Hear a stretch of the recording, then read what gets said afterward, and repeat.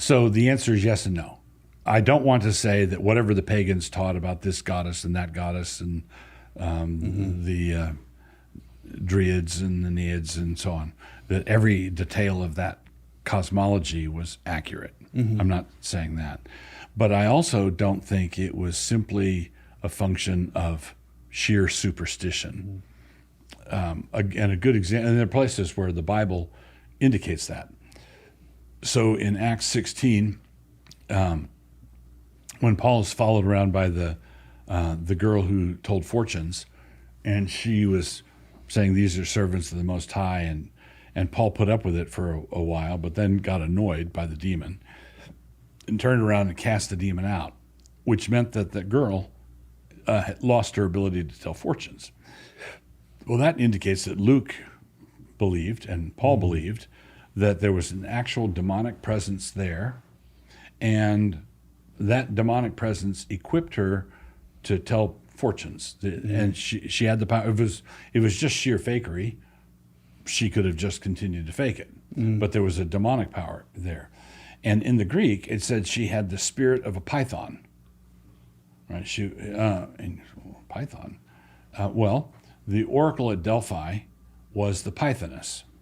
So, according to Greek mythology, the god Apollo came down to Delphi and killed a giant python at Delphi. And there was a priestess established there, the oracle at Delphi, who was called after that the Pythoness. Okay, so this girl at Philippi had the spirit of a python. So she's clearly a devotee of the god Apollo.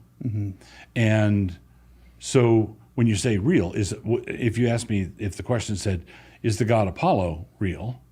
I'd say yes, but define real. Is the god Apollo real in the way that the Greek gods were described by their poets in the fables? No. But was there something actually there? Was there an entity there that was worshipped under the figure of Apollo? And so Paul says explicitly in Corinthians, he says those who sacrifice to idols are sacrificing to demons. He says an idol is nothing. It's just a bit of wood and stone. But those who sacrifice to idols are sacrificing to demons. So what the Greek pagans would call gods and goddesses, we would call demons, fallen angels, celestial beings who were wrongfully receiving the worship of fallen human beings.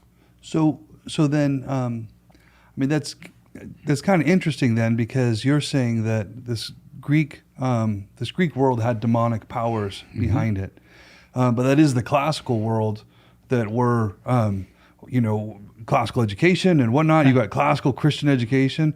How do you bring that world into a Christian education? Yeah. When you're saying, I believe there were demonic powers there. Oh, it was demonic through and through. Yeah. So is the study of Latin a slippery slope into exactly into Satanism? No. But there's an important point here. I've taught various classes. I've taught classical lit at Logos before, for example. And one of the things I did, one of the texts I had was the kids would go through Ovid's Metamorphoses. He's a pagan poet, and there's some really gnarly stories in there. They're about the same level as the Book of Judges, but there's some pretty gnarly stories. And I let some of the students who wanted to skip some of them.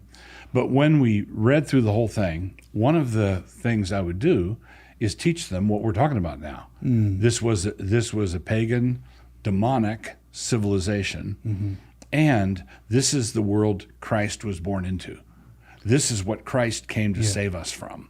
And because many people, we've adjusted the baseline. 2,000 years of Christian influence, 2,000 years of Christian gospel preaching has made non-Christians think that we're, as a group, a whole lot better than we actually are. Right? They think that this is all basic human nature. And no, it's not basic. This is 2,000 years of gospel preaching. And you people who are rejecting the gospel are slowing the process down. So but you're going to get the same thing reading the Old Testament. So in the Old Testament, empires had celestial powers behind them, right? So the prince, when Daniel is answered by the angel who comes, the angel arrives and he says, "I would have been here 3 weeks earlier, except I got in a fight with the prince of Persia." So there's Persia, and there's a celestial entity behind it. There's Tyre and Sidon. There's a celestial entity behind it. There's a Prince of Greece. Prince of Greece. Yeah. The Beelzebub, who shows up in the New Testament, is Beelzebub. Beelzebub is the god of Ekron, the lord of flies.